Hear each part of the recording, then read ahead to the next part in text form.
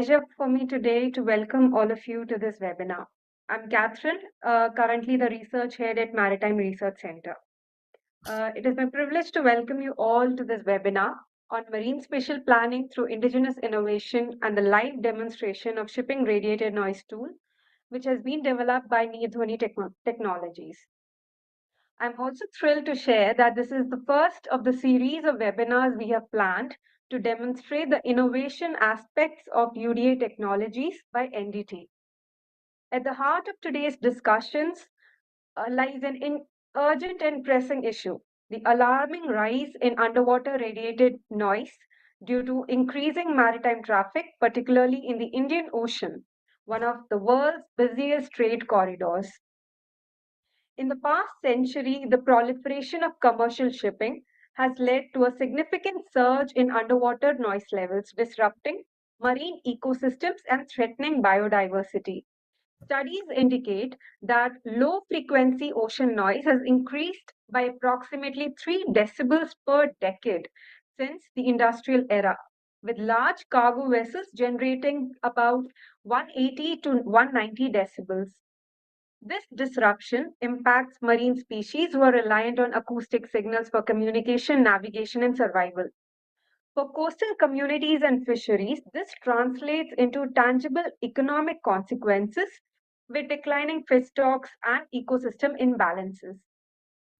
Recognizing these challenges at the global scale, global regulatory bodies such as the International Maritime Organization have introduced guidelines to mitigate shipping noise. However, comprehensive regulatory mechanisms are still absent under MARPOL, making it imperative for countries like India to take proactive measures through policy-driven technology interventions.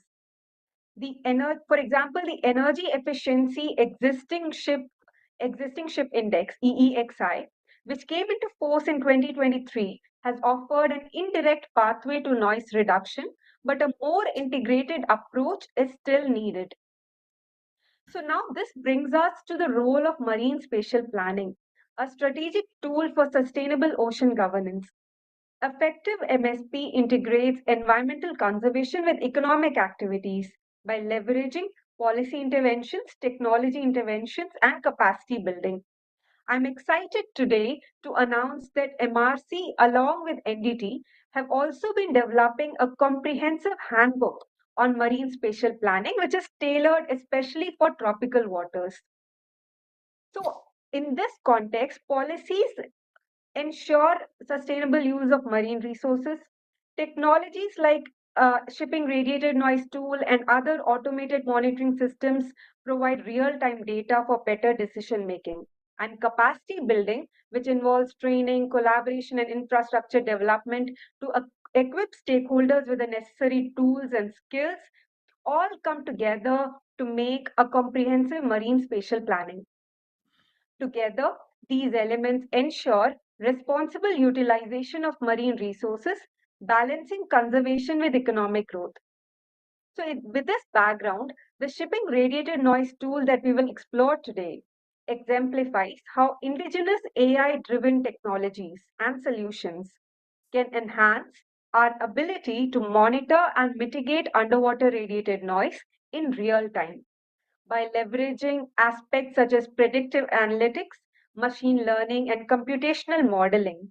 This tool enables evidence based decision making for noise reduction strategies, ship design optimization, and impact assessment. So, India's commitment to self reliance in ocean governance aligns seamlessly with the broader objectives of the blue economy and sustainable maritime development. The deployment of AI powered technologies in maritime operations is not merely an innovation, it is a necessity for ensuring ecological resilience while fostering economic growth. So, by integrating advanced noise monitoring systems into MSP, we strengthen India's capacity to manage its vast maritime domain efficiently. So, I extend my gratitude to NirDhwani Technologies for spearheading this initiative and the distinguished speakers for coming together today to deliberate on this innovative development. UDA technologies are vital to this discussion And NirDhwani Technology, with its innovative technology-driven decision-making framework, offers innovative acoustic capacity building solutions to enhance maritime situational awareness. So, encourage today all the participants to actively engage in the discussion, and let us work together to drive actionable insights and pave the way for future where technology and policy harmonize to protect our oceans while sustaining economic prosperity. As we move forward, let us focus on fostering partnerships between government bodies, maritime industries, and research institutions to establish a robust governance framework for underwater noise management. Thank you, and I look forward to an insightful and impactful session ahead. So, over to you. Thank you. Thank you, Catherine, for a very comprehensive opening remarks. I'll not take too much time because I want our team to get more time who have really worked on it. So just to remind you of the UDF framework that we have been working on, and you can see the smaller cubes within the larger cube. And as Catherine mentioned, today's webinar is all about demonstrating the innovation that we have been working on, and that is towards building the larger MSP mapping. And in that, these smaller cubes will get populated as we keep progressing. And you will find that more and more applications will get covered. And today being the first one in this series, we have taken up ship radiated noise, but you'll also, every month you will see one such event where we will cover different aspects. And each of them you will also observe that there are multiple stakeholders who get addressed. I mean, as you know, UD framework is all about pooling of resources and synergizing of effort. How the same capacity and capability can serve multiple stakeholders is what we look at. So just to give you an example, what we are going to discuss today is the underwater radiated noise or ship radiated noise. Now, this analysis or this capacity building is extremely relevant to the Navy because acoustic stealth is a very important aspect. Ships have to be quieter, and ships have to also have very good detection capability. So in both of these cases, the mapping the ship radiated noise is very, very important. Having a better sense of what kind of acoustic signature each ship or submarine is making is a very, very important aspect as far as the naval deployments are concerned. So this kind of work is a very unique effort or unique innovation, which can have a lot of naval application. But another very important thing which is gaining momentum now is the acoustic habitat degradation. The International Maritime Organization has taken cognizance of the ill effects or harms of underwater radiated noise on marine mammals. And we are seeing large scale stranding across the world. And even in India, the western coast has seen a lot of such incidents, and these have really increased manifold. So shipping radiated noise is also a very big conservation concern. And there again, this becomes important. But we have to also see how our innovation can solve real world problems. But for the developing world, cost is also a very important factor.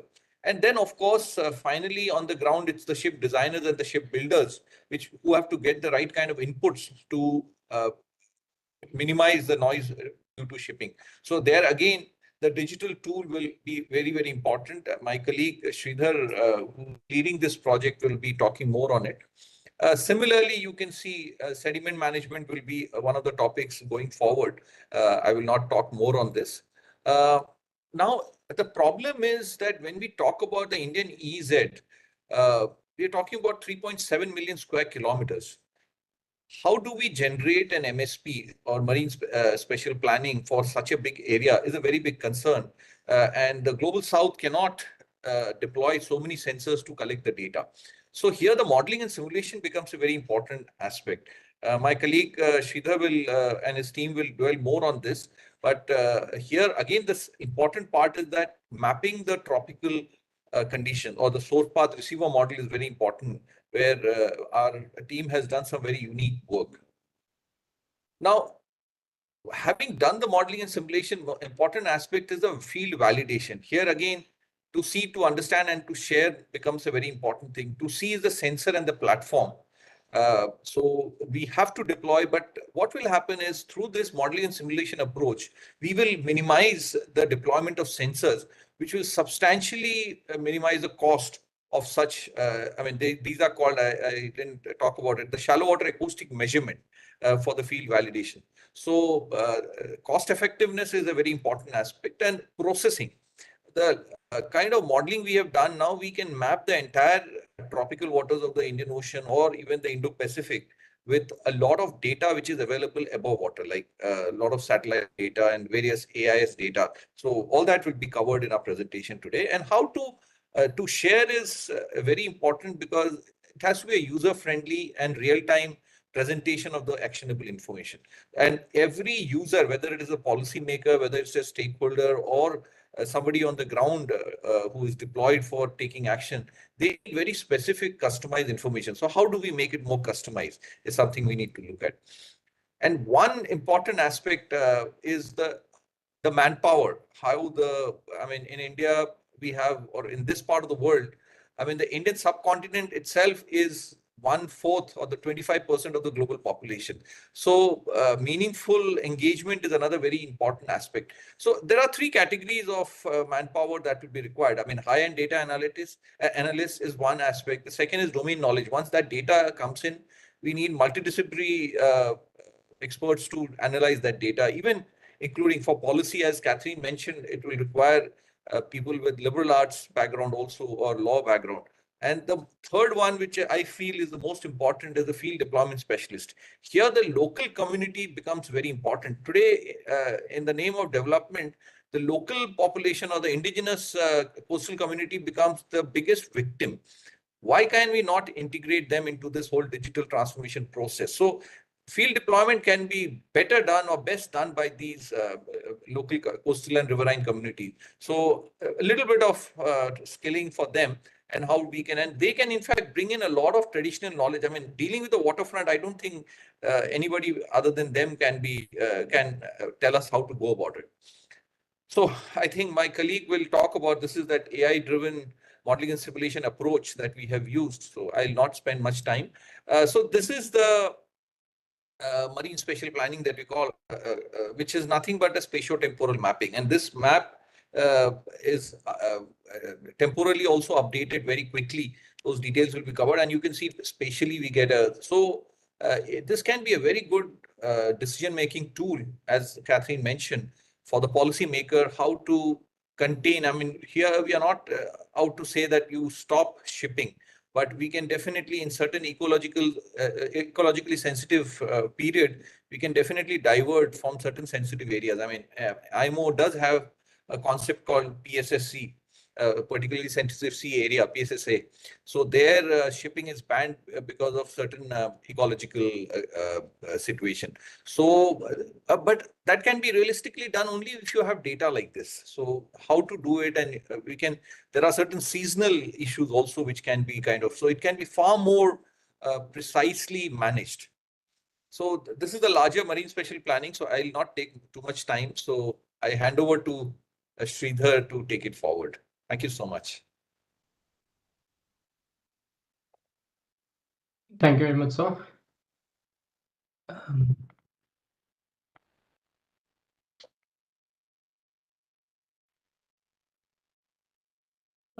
Thank you again for this opportunity to present the SRN tool, and welcome to everyone to this August gathering of people who are here to look at our demonstration of the SRN tool. As Catherine mentioned, we are trying to do this once in a month. So as we start this presentation, allow me to draw this inference as I'm making this presentation here today. Australia is gearing up for what is supposed to be a cyclone that hasn't happened over the past 3 decades now. A cyclone Alfred that's coming towards the coastlines, and it's supposed to hit sometime tomorrow or day after tomorrow. Now, the point I'm trying to make here is that with any kind of disturbance that happens, the importance of any kind of a modeling and simulation based tool, importance of any kind of a digital tool that allows us to understand, pictorially understand what the real time event is looking like, is an extremely important aspect. With tools that for humans, for tools such as these, which predicts the extreme weather events or which predicts how the movement of cyclone is happening and things like that, it allows us to respond immediately to any kind of threat. It allows us to prepare and save the communities as and when required for in preparation of what is about to strike. But what about marine mammals? What about coastal communities? What about other communities that live near the seashore, and the problems that have been happening? It's not something that is immediate, but something that has been gathering for over decades and decades of time. Uh, every day, shipping traffic contributes to a rising underwater noise. Footprints that are disrupting our marine ecosystems, interfering with our communications among species, and even altering all the migratory patterns that are happening in the species. Now, the article on the left essentially is a stark contrast. This is an old article again from 2016, where more than 80 whales have beached on India's southern coast. And a lot of it is unknown, a lot of information about it is unknown as to what has caused us. But noise, a huge amount of noise pollution has definitely contributed to this, because when there's an increase in noise, these marine mammals cannot communicate with each other. They lose their ability to communicate because, again, sound is the only way for them to communicate. Light does not propagate underwater. So therefore, it is extremely important for us to have a similar tool, similar set of modeling and simulation based approaches that allow us to identify the changes that are happening to a habitat in real time.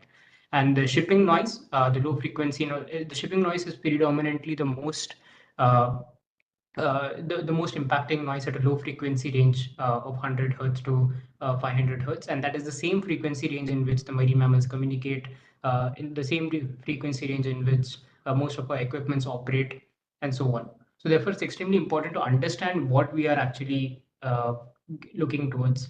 Now, ideally, when we look at any kind of traffic, when we look at the shipping traffic in Indian Ocean region, from an economic perspective, from a blue economic perspective, we kind of feel safe, and we feel pride in the aspect that the kind of shipping lane that we are forming. It's Indian Ocean region today is one of the most important sea areas globally. It is the focal point of both the maritime trade. It's a geopolitical hotspot, and most of the shipping traffic, international shipping traffic, does flow through this region, and that provides a massive boost to the economy. But then the picture that I'm showing here, sorry, the picture that I'm showing here, being generated from the tool that again Jay will be demonstrating, uh, showcases the alter side of it, in which the amount of noise that we are generating in the region because of this ship. So these yellow dots that you can see here are basically the ships that are moving in the region, and the color coded map represents the noise level in dB reference 1 micropascal. Um, so the problem statement is very clear. There is a huge amount of shipping traffic in the region. We'll talk a bit more about it's what kind of disruptions it is causing. But in terms of the existing methodologies, existing solutions that we rely on, most of these solutions are uh, estimation of cumulative long-term noise. What I mean by that is that we do not have a feasible solution, an economically viable solution that allows us to estimate the noise that is happening in real time. And therefore, that it basically fails to capture any kind of fluctuations that happen in the noise, and how the marine ecosystem will get impacted, how the naval operations will get impacted, and so on. So the point here is clear. The ocean is no longer silent, and all the existing methods that we have is not enough to deal with real-time challenges, and especially so for developing countries. As I mentioned, we have to also consider the economic aspect, that whether a solution can actually be truly deployable or not. And that's where this modeling and simulation based approach comes into picture. Now we'll talk about why we are going with why the existing solutions tackle more on cumulative and we are looking at instantaneous, and what has actually helped us reach that goal. But just to give a bit of a glance of how the existing noise levels compare. Uh, Today, using the tool again, today we saw that the total noise level at a frequency range of 50 hertz is clearly around 120 to 130 decibel that we are getting. Now, 130 decibel is a huge amount of noise. That is basically almost we are in the borderline of exceeding the safe threshold for marine species. And when we look at higher frequencies, 100 hertz and 200 hertz, this noise level increases more and more. Um, but the point I'm trying to make is that this is the correct point. This is the right time that we need to be able to understand, and we need to be able to perform actions, take policies as we grow into the future. Now, this is not an immediate problem. This has been happening for decades. G.V. Frisk, around 10 years ago, in his paper, has established that at every decade there is a 3 decibel increase in the noise level. But the pattern that we are seeing is much more than that. And there is a significant reason for it, because as we grow, with the rising years, the kind of shipping, the kind of technology that we're using is increasing. The size of the container has doubled up. The kind of weight that a container can take up has doubled up. The propeller cavitation noise that is being generated is much more today as compared to what it was earlier. So there are a lot of factors that contribute towards this increase in the shipping traffic, and no one single model, like no mathematical model that we establish. So similar to any mathematical model that was established during the Cold War period, that has been the base during the Cold War. An acoustician named Donald Ross is the one who created. He basically grabbed the noise recordings from sushus, and he then created a mathematical model that allows us to identify the shipping noise or noise level from a single emerged from a single ship using its properties, length of the ship, speed of the ship, and so on. However, with an exponential rise in the shipping traffic and the shipping noise, mathematical models do not cut mathematical existing mathematical or equational models do not cut out for noise estimation. And that is where we have integrated a lot of artificial intelligence into our tool, and I'll talk a bit more about that. Now that we understand the problem, what is the motivation? Like, okay, fine, we'll solve the problem. What are we really trying to achieve here? Now, first and foremost, fuel and route optimization. Now, an increase in the shipping noise, so being able to monitor what is the noise that is being generated by a ship in real time will essentially tell the shipping industries will help them identify which are the vessels that needs more maintenance, because an increased noise, which essentially means that there is a huge amount of drag and the engine is inefficient, and all of those factors basically increase operational cost. So identifying well before time what are the vessels that needs any kind of maintenance is an extremely important aspect. Environmental impact assessment is again an important factor. Like most of the projects that we do, especially in the maritime domain, that involves establishing of shipping lane, establishing of ports. In fact, my able colleague Catherine also recently did a research work where she analyzed the fact that most of the port construction, while we are considering the impact that is being generated, with the noise impact that is being generated, we are not considering the wider impact in terms of the marine organisms in the place. What kind of habitat are we destroying? It's essentially just in terms of what kind of noise level will reach the will reach the shore, not in terms of how the habitat is getting destructed and so on. Any kind of naval equipment, any kind of submarine, let it be operation of sonar, submarine stealth planning, everything requires us to have a approximately good enough signal to noise ratio mapping, which tells us what kind of noise level is in the region. Because the more the noise level, the more difficult it is for the sonars to operate. The efficiency of those equipments will reduce further and further. IMO is tightening its regulations.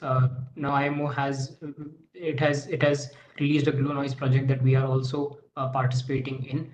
But this will basically put us on map, allowing us to propagate further and abide by those rules and those tightening regulations that we have. And in terms of the monetary aspect, now we have seen that sustainability has been a topic of talks for a lot of time now. It's been almost around a decade that people are talking about how can things be more sustainable, and industries are pouring more and more money to reduce their carbon footprint and so on. So having a tool that basically lets a port analyze what kind of noise is coming towards their port, what kind of each ship that is coming to their port, what kind of noise are they generating, will essentially allow them to optimize the docking and prevent any kind of noise hotspots that is being generated near the region. So basically promoting more of an eco-conscious business. And of course, protecting marine habitat is something that is always there. That is the primary aspect. But I also wanted to bring out the other factors into picture. Now, when I said about the ports being able to identify the kind of shipping traffic in the region and so on, so this is a glimpse of the tool here again, where you can see that as a user can hover over a particular vessel, it basically shows us the noise being generated by that particular vessel, the vessel details, what is the name, MMSI, the speed at with which the vessels are moving, and so on. And of course, the color-coded ship details. So this is not ambient noise map. This is just the noise that is generated from the ship's propeller, which basically showcase the color codes basically showcase that the darker vessels are having higher noise levels, and the lighter vessels are having the lower noise levels. Now this architecture that Sir showed a glimpse of, I'll expand a bit on that. Now it's not easy for any kind of a tool generation when we talk about ship noise map, real-time estimation of shipping noise, and there is a reason why it has been a difficult venture for many people, in the past. The reason for that essentially is that so estimation of shipping noise requires a lot of information. It requires the data about so we collect the data about the bathymetry, the temperature, salinity, sediment, all about the ocean properties that are required for estimation of the sound speed profile, which basically tells us how a signal is supposed to propagate in the water, how much reflections is going to happen, how much refraction is going to happen. We also consider the seabed attenuation, how much, depending upon the type of sediment, the attenuation that is generated by the seabed is different. So we consider that and we feed all of that into acoustic propagation model. Now, in terms of acoustic propagation model, again, there are various models, which basically depends upon which location you belong to. Whether so, as I mentioned, the tropical aspect of the region. Uh, for regions where we are, so even though Indian Ocean region is deeper in terms of the depth, the fact that we have a high temperature in the surface, which basically means that up till at least 500 meters, 1 kilometers up till depth, the temperature never reaches a 0 degree gradient, which means that the signal, so up till that point of around 800 meters or below, uh, any kind of deployment, any kind of signal has a massive amount of attenuation that happens to that particular signal when we're talking about long range propagation. So therefore, it is important for us to identify the right kind of model. Now, I'll come back to this. This is an important bit that we have integrated into the tool.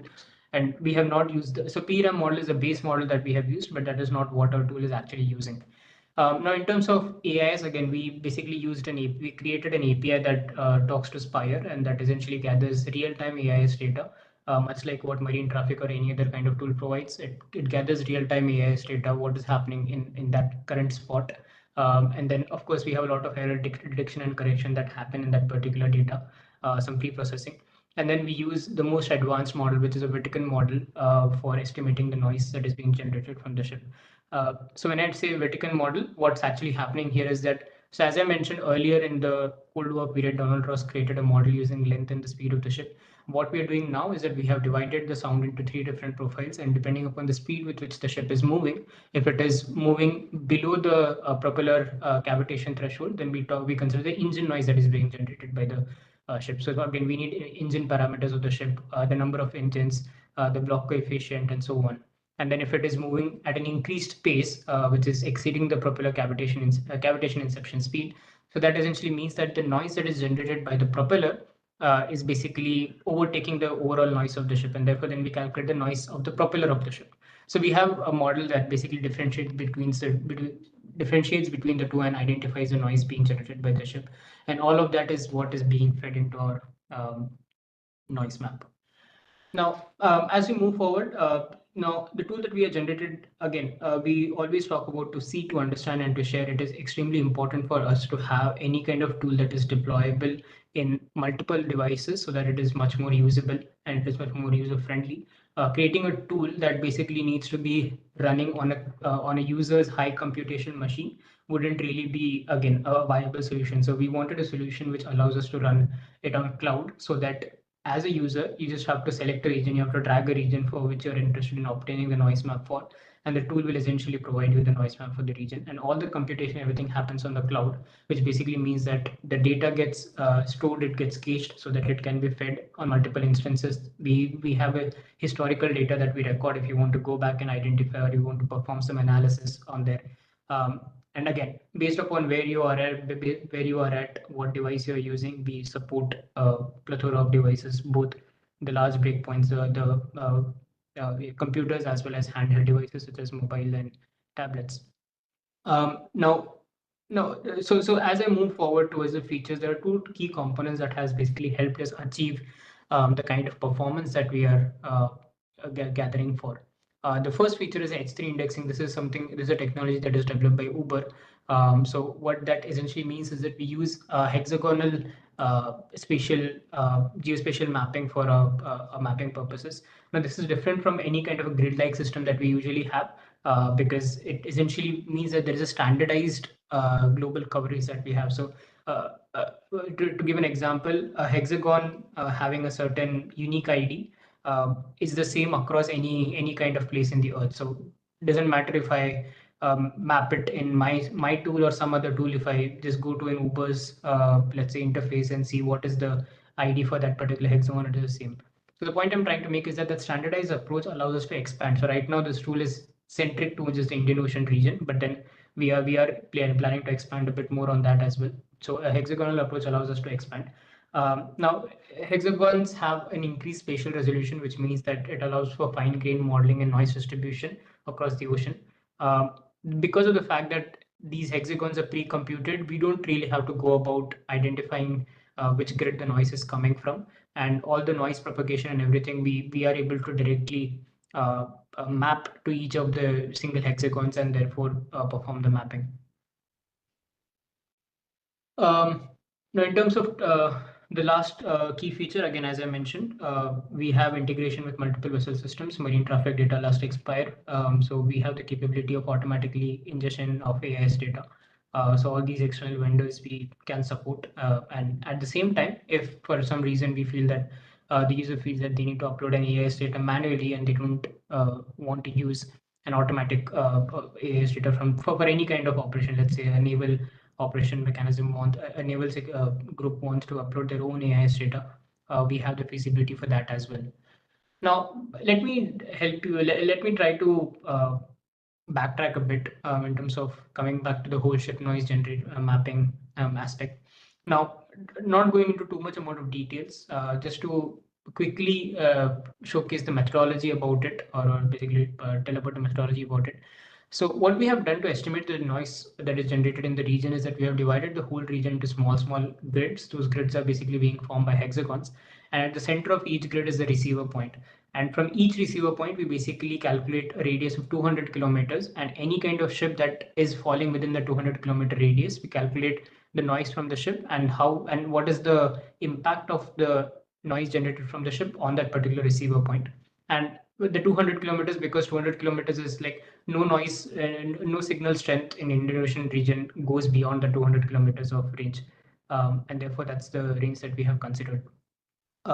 So as we estimate the noise, for each ship, we identify that what is the ship type, what is the propeller noise that is being generated, what is the engine noise being generated, and all of this is happening in real time. So just to give you an understanding of how much computational power goes into it. However, it is also important to understand that it's not so. Most of the existing solutions that we have essentially uses most of the existing solutions that we have today uses empirical models to solve these kind of problems, which is the estimation of transmission loss. So what I talked about the ship and the receiver, then when the noise propagates from the ship to the receiver, how much transmission loss is happening between them is something that is computed empirically. However, and this is work that we have done just a few years ago, we wanted to identify an approach which allows us to perform real-time estimation, which means that we cannot have a model. So with the empirical models, for if you can imagine, for every ship and receiver pair, if it's going to take 10 seconds to compute the transmission loss, you multiply that by thousands and 10,000s of ships and receiver pairs. So we are talking about something called as an order of n computational complexity, which means that as the number of ship and receiver pairs increases, so does the computational complexity. And that is what the existing PyRAM model that I showed you had. What we went ahead and did was we basically created a neural network which basically performs a real-time estimation of transmission loss. So instead of using a mathematical model, again, we constructed a neural network around it, which will predict the transmission loss for the given region. So this neural network is trained only for the Arabian Sea, Bay of Bengal, and the southern IOR, the exact area that we have used right now. And the image that you can see on the bottom right is the computational efficiency, the amount of time taken. So although this looks like a very artificially made graph, it is not so. So the time complexity, as you can see, for 1,000 sender receiver pairs with our neural network was nearly 2 seconds, as compared to with the existing PyRAM model, the mathematical model was close to 160 seconds. So that's the kind of drop in execution time that we have achieved using this neural network. And as you can see from the graph on the bottom left here, There are some, obviously there'll always be room for error. So we are considering some plus minus 5% of error rate here. And as you can see, most of the spread is within that category of plus minus 5%. So plus minus 20 decibels of transmission loss that we are getting. But majority 85% of the data that we considered is falling within the acceptable range. In terms of, it's important for us to also validate our work. We had a recording made from the off the coast of Goa, and what we had basically done was essentially we basically placed our work on top of the real recording that we have. So as you can see, our work, we are very close to the real recording. Again, a plus minus 5 decibel, plus minus 5%, 10% in values is acceptable range, and that is what we're aiming for. So we did compromise a very small 5% in accuracy, but then we gained a massive amount of advantage in terms of reducing the computational complexity of the algorithm. Um, so moving forward, I just wanted to provide a sneak peek. Marine spatial planning that Catherine mentioned, this is what we are aiming for. This is what we are integrating it towards. In the broader picture, we want to create a tool which accumulates all kinds of different information in a single place. That basically means that right from climate change risk management to resource mapping, understanding where is snapping shrimp, where are the oil rigs in the place, if there is an oil leakage happening, where is it happening. Every map, every MSP tool that we have can showcase the AIS data or the shipping traffic in the region, but we want to go a step beyond, and we want to also showcase the what is the useful information that we can derive from that particular data, because that is more valuable to the policymakers for constructive policy building. And that's where that's our aim behind creating this MSP tool, and that is why we are aiming towards the ship noise estimation and so on. So for each of the data that we have, the wind, the shipping traffic, the oil rigs, we will be extracting useful information out of it, and we'll be integrating that into the planning tool. So in terms of the future, we are essentially looking at an expansion of AI-driven monitoring system. We are looking at integrating of cloud-based UDA platforms. The sustainable policies is something that we're aiming to be adopted by the governments, and any kind of broader project, any kind of massive project requires a community-driven approach. Anything that requires that the people on ground. So we have people. We had the team go to different coastal communities in Gujarat and Maharashtra and other places, and we have interacted with those people, and we want support from such kind of coastal communities who can perform data collection, who can participate in this particular initiative. So as I end my presentation, now, of course, engineers definitely develop the tool, but then I feel that it is every stakeholder is extremely important for us. Every person in the team is extremely important for us. This initiative has been, from an engineering perspective, this initiative has been led by Jay, and he'll be making the demonstration next. But then every single person that you can see in the picture is extremely crucial, and they are the ones who have helped us through this initiative. This has not been a easy challenge for us. This is something that we have been working for the past 5 years or more than 5 years to begin with. But then it's very happy. We are very happy to see close to completion for this particular initiative. And with that, I stop my presentation here, and I request Jay to make the demonstration. Yes.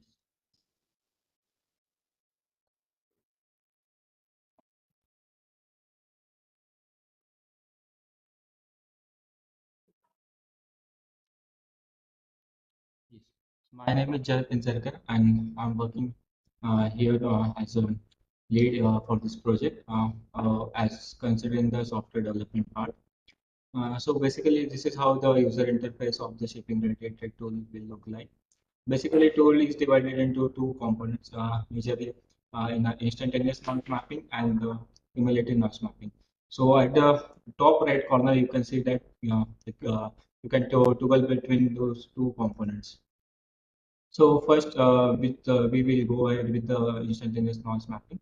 So instantaneous noise mapping gives the real-time ship-rated noise mapping based on the current vessel traffic. Uh, so in that, on the left side, you can see that there is a feature to add a AIS layer and bathymetry layer.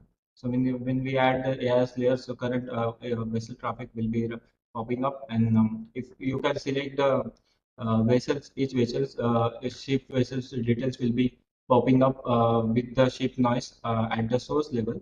Uh, Coming to the second layer, the bathymetry layer gives the ocean complete visualizations to user. So it will be helpful for user to visualize the ocean depth while selecting the area of interest that the user want to calculate the noise level for that particular region. Below that, you can see that a user can switch between the receivers frequency. Coming to the functionality of the area selection, so we are giving us the two user inputs option for area selection. So user can enter directly area of interest can south lat long coordinates can be put up manually, or just user can drag and select the area that you want to calculate the shipping related noise. So for that area selection, we also applied the different validations.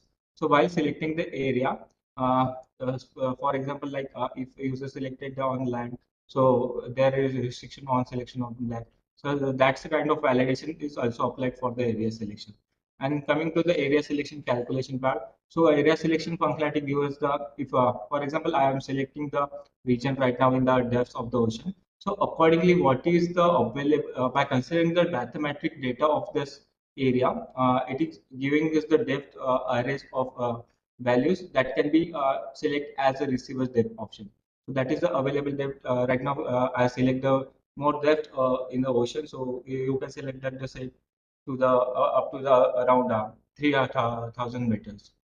So if, for example, right now, if I selected near the more where the coastal region, so you can see the difference between the depth, receiver depth limitation. So right now you can only select with the 50 meters of depth. So that kind of validations and calculations are applied right now. So let's select one area and plot our noise mapping.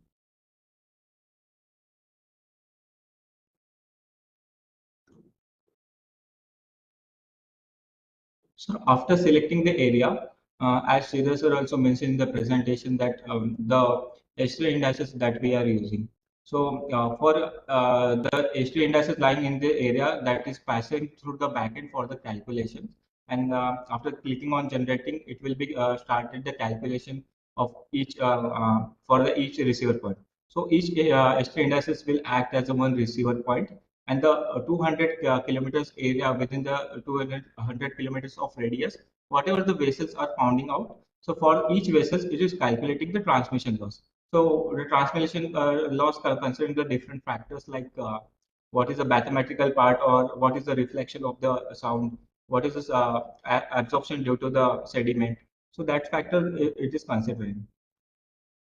So while it is competing, we can go ahead with previously calculated results.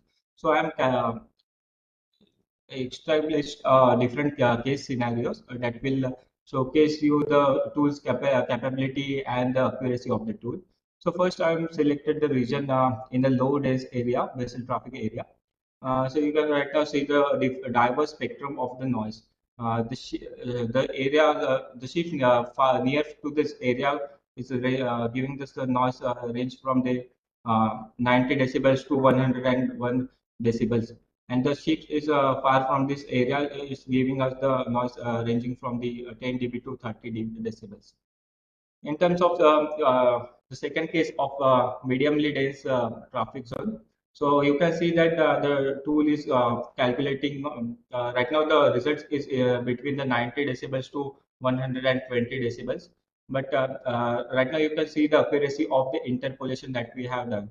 So not it's tool not giving us the directly based on the AI's location of the ship, but it's interpolating the according to the results.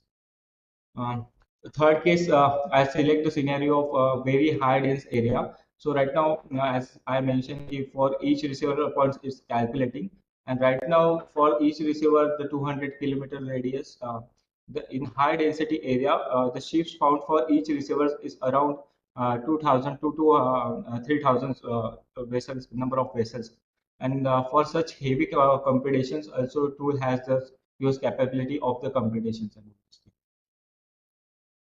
Fourth case I considered as near the coastal region with high density area. But right now you can see that there are lots of vessels, but the noise level bit are is in a low spectrum. So the reason for that is if ships near the coastal regions are with lesser speeds, and also there is a sediment thing also there. So sediment absorption factor also rise in the sun. So that shows the accuracy of the tool.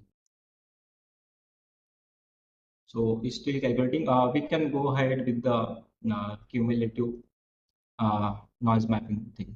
So cumulative noise mapping thing gives the uh, logarithmic sum of the noise level for the particular time period, and for based on the specific time period, specific based on the AI traffic for the specific time period. So it's taking some time to calculate. Mhm. So similarly, you can see the logarithm. Same feature as the AI layer and mathematical layer as in the cumulative noise map also. You can select between the receiver's frequency also. There is option of you can download all those your computed result in a PDF or image form, and you can set reset all those layer in it, using the reset functionality. So coming to the final, this software is also available on device platform. So you can easily operate on the desktop, mobile, and tablet users. It's taking a bit longer time to calculate. I should select the smaller user.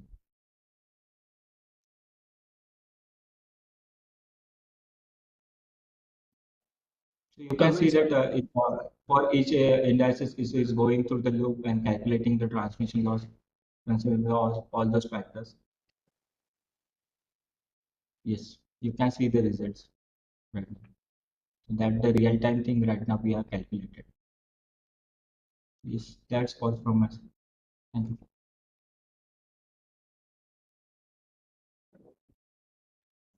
Thank you, Jay and Sridhar.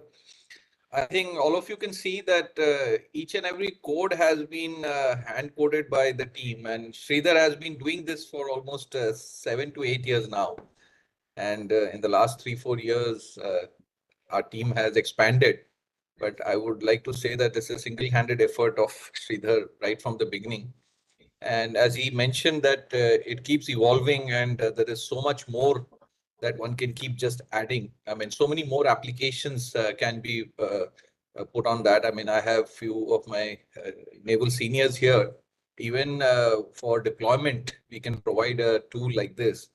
And even we have also a version called the passive sonar deployment tool, which can be kind of used to find out what is the best detection position and what is the best position in terms of minimizing the vulnerability.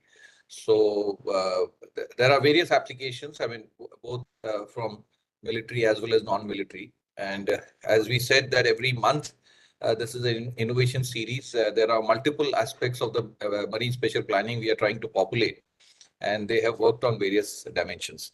So we'll open it up for our esteemed guests to give their comments, or if there are any questions also, we'll be very happy to answer. It's an open platform now. Anybody has any questions, please feel free to ask, and you can just switch on your mic and go ahead. We are a small group now.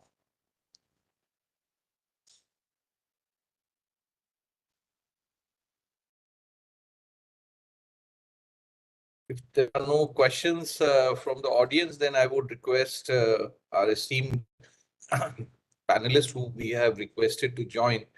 Commodore Anil Jaising, sir, you may like to go first.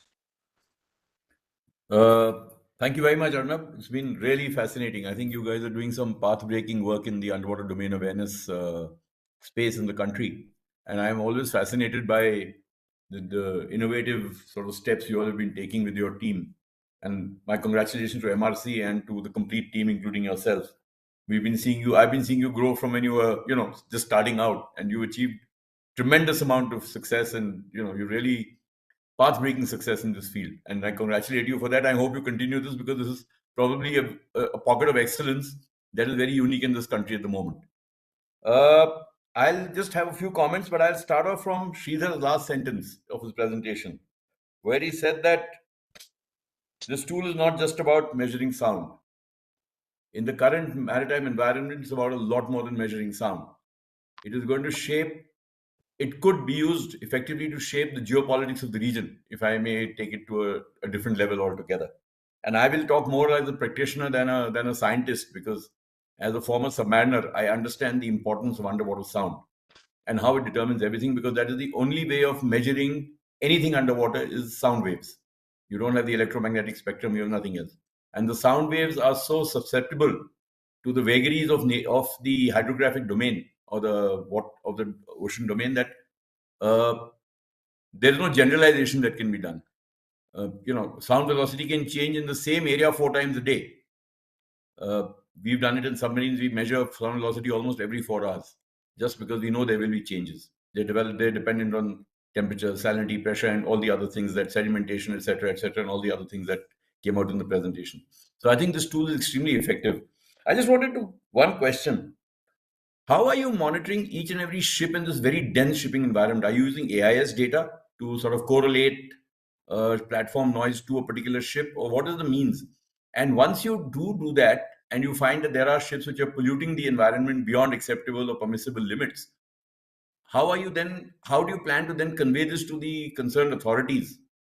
Because it's not a, yes, I agree, shipping as a whole has to get their act together. They have been doing a lot of good work in green shipping, etc., but there's a lot more to be done. It costs money, it takes time. Shipping is a business like any other business. If it's not commercially viable, people are going to hesitate to do it. But there will have to be some sort of policy framework which ensures that this gets done. That is in a generic sort of a manner. And India, I think, more than anybody else, because our shipping fleet is actually more than 20 years old. Majority of our shipping fleet, we really need to address that problem. But how, if and when you find ships who are polluting in coastal waters, Indian coastal waters, how then are we going to single these out, and what are the kind of measures that can be taken to ensure that either they do not operate in these waters, because it's very difficult to stop a merchant ship coming in and going out. Obviously, there is no regulatory framework presently in place, either internationally or locally, to prevent a ship from coming in when it has to.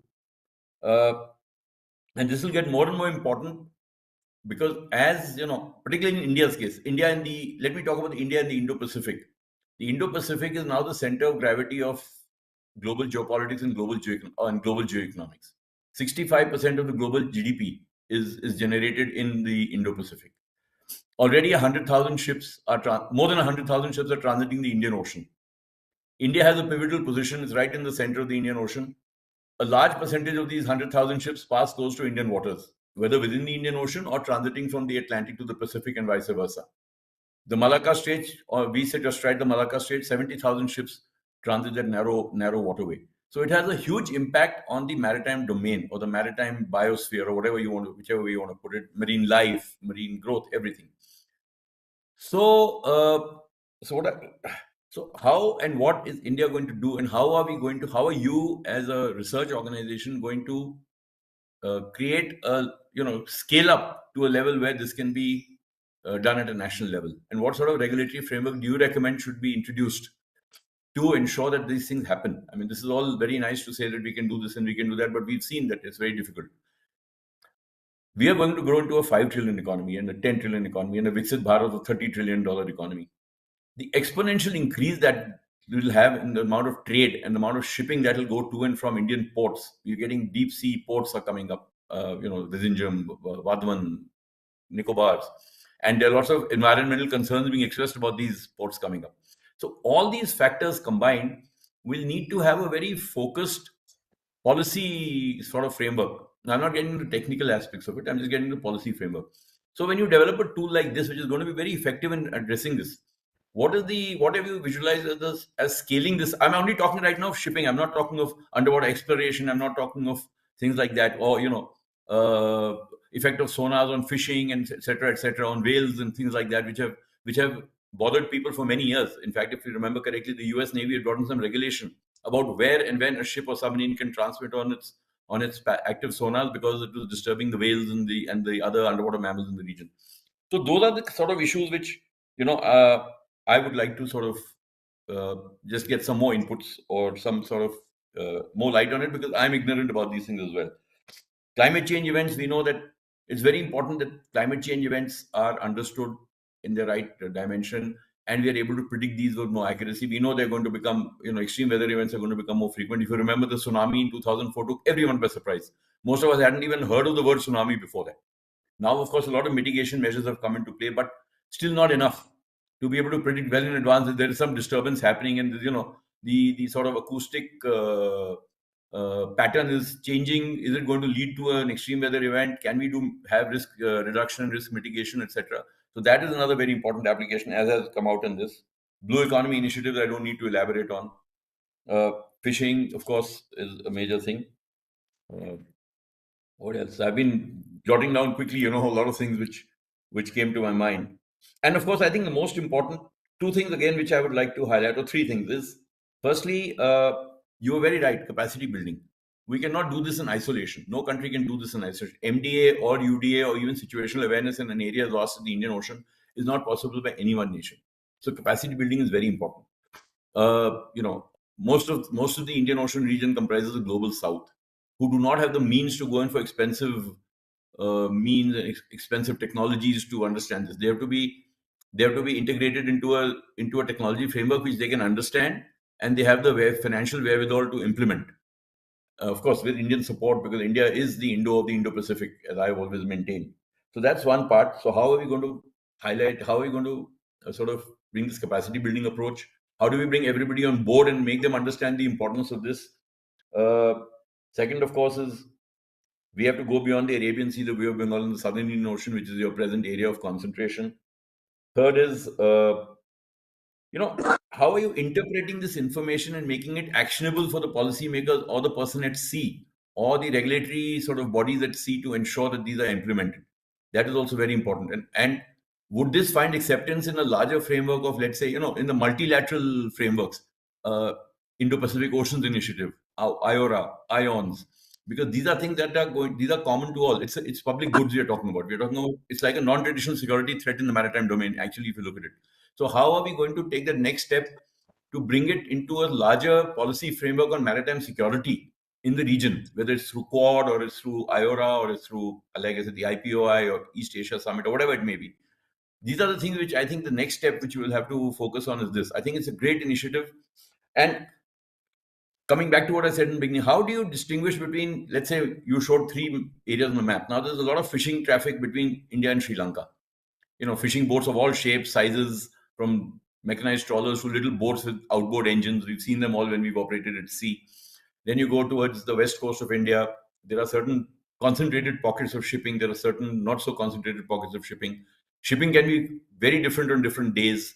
So what is the sort of monitoring framework that you can establish? Not a generic noise measurement tool, but a more specific noise measurement tool which actually addresses the problem and is able to introduce or create a regulatory framework which addresses these issues.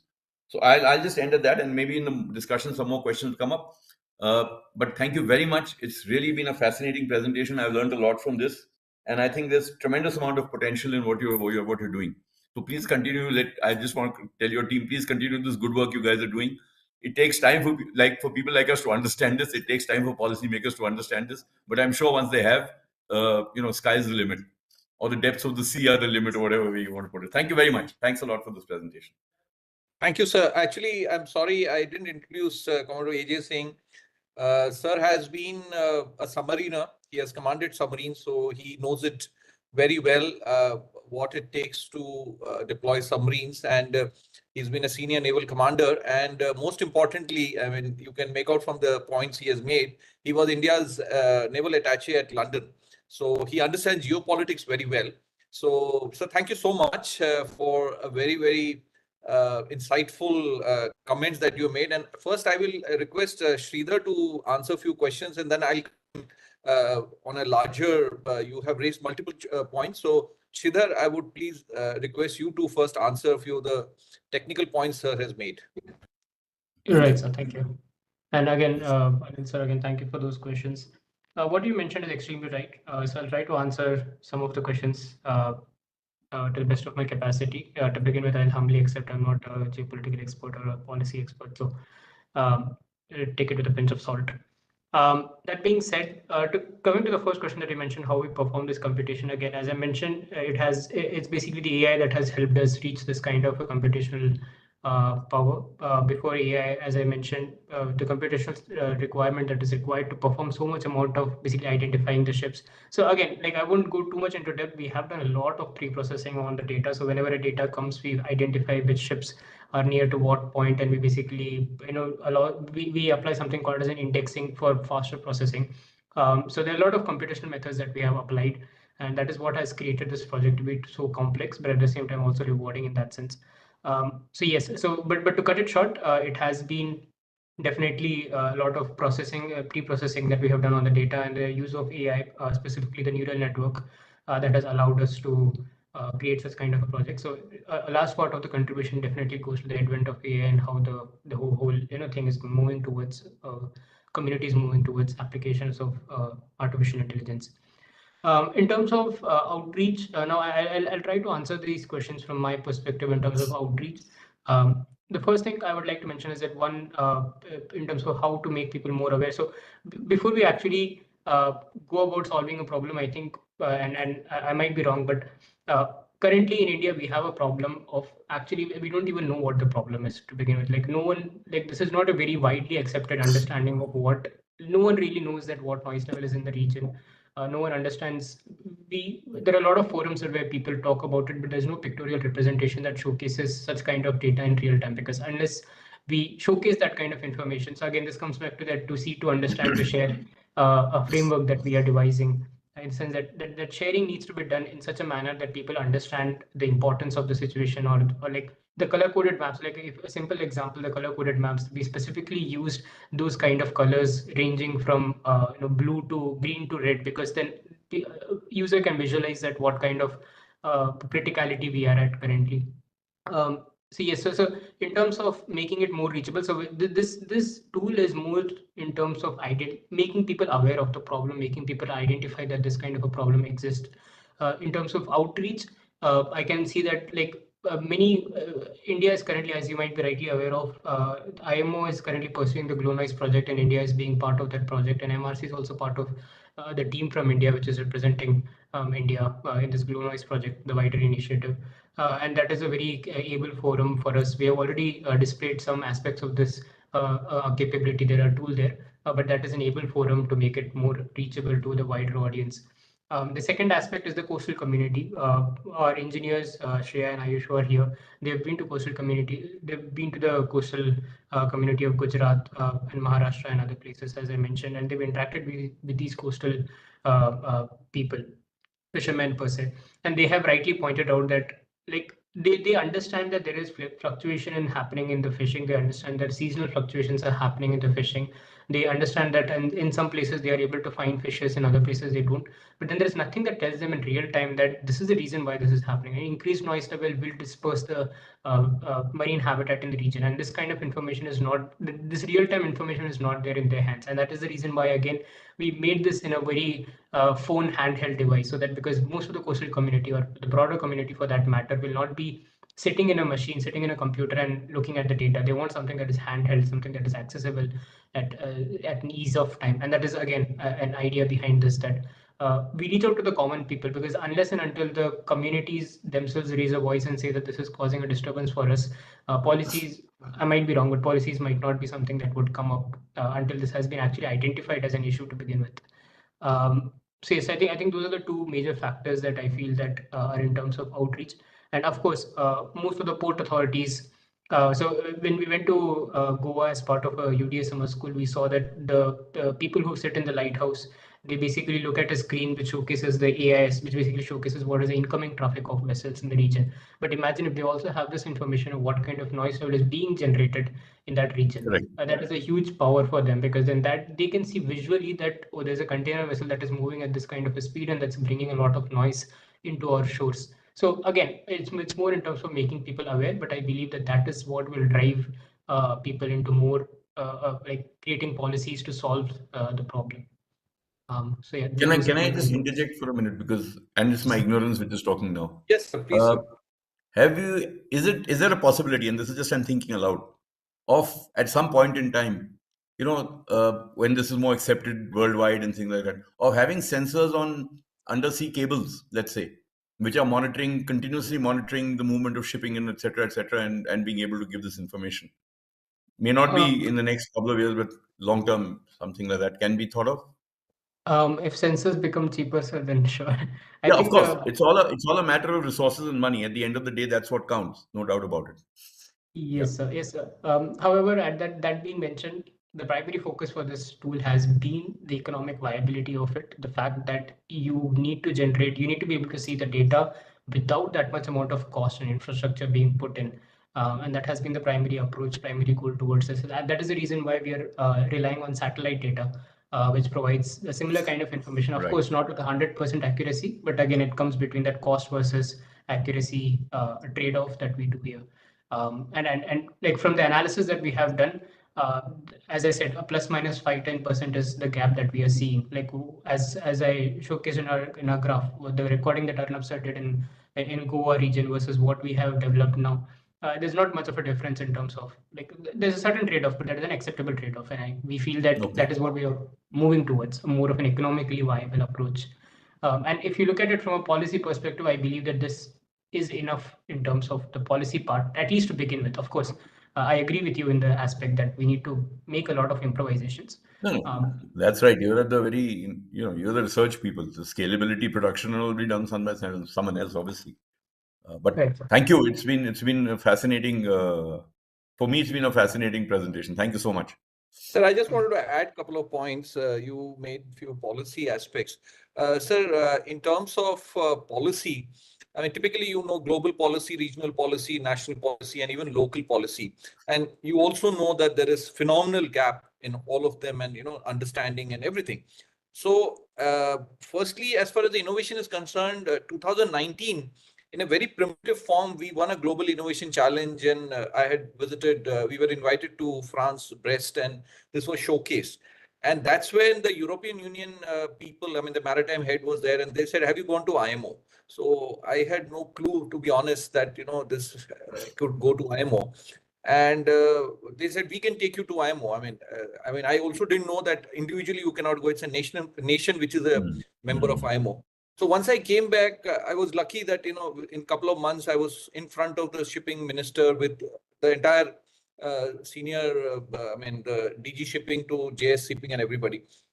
But believe me, sir, it took me 1.5 years from that point to actually my paper to go to IMO from India. So MEPC 76 in 2021, our paper went to IMO. And based on our paper, now India has been nominated as the lead country for underwater noise in the Indian Ocean. IMO is taking it up very seriously. And what they appreciated was that we actually talk about the tropical waters. I mean, my argument was that the tropical conditions to be factored, I mean, we as a developing nation can never meet the European standards. So we will have to work on our own standard, and that was the main point. So now, last year they have formed a national task force, and we are part of that task force. And IMO has, so we made a presentation to the IMO coordinator, and DG Shipping has been extremely kind. Earlier, Mr. Amitabh Kumar, and now Shyam Jagannathan sir, they have been very closely associated and monitoring our work.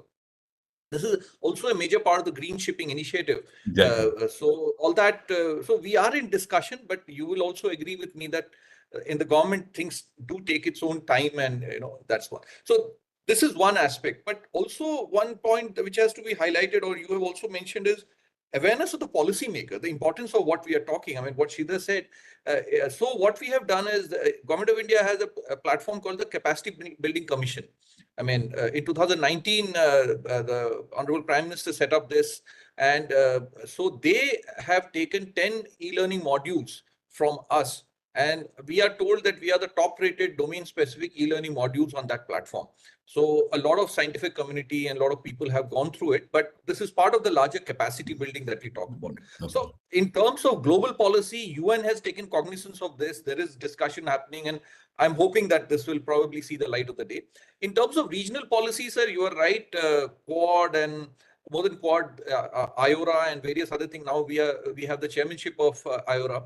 So we are definitely reaching out and talking about things, but it will take a little while, I think, to make it happen. But what we have done, MRC pushes the policy, but NirDhwani has been focused. We don't wait for somebody to fund us, or we don't wait for somebody to support us. I mean, Sridhar has been working on this, and the important factor is that everything is hand coded.